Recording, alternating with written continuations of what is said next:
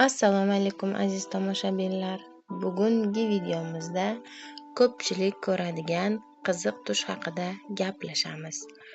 Agar tushingizda jarlikdan, tog'dan, tepalikdan yoki baland joydan tushib ketayotganingizni ko'rsangiz, bu nimani anglatadi?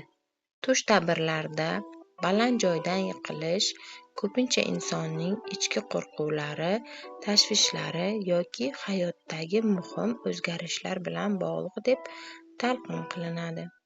Bu tush sizning biror masalada xavotirda ekanligingizni yoki muhim qaror oldida turganingizni bildirishi mumkin.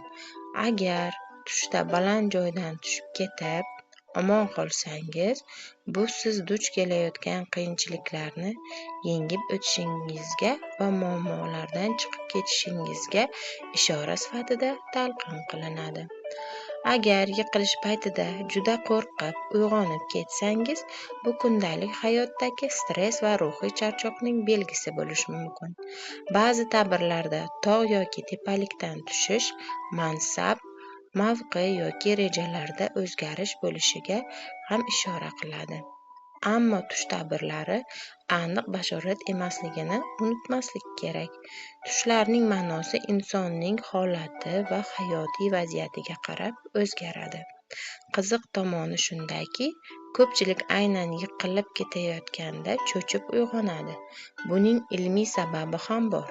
Uyquga ketish vaqtida miya tananing bo'shashishini yiqilish deb qabul qilib, odamni birdan uyg'otishi mumkin. Siz ham shunday tush ko'rganmisiz? Tushingizni izohlarda yozib qoldiring.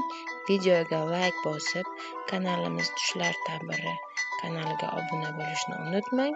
Balki keyingi video aynan sizning tushingiz haqida bo'lishi mumkin. Yana ko'rishguncha salomat bo'ling.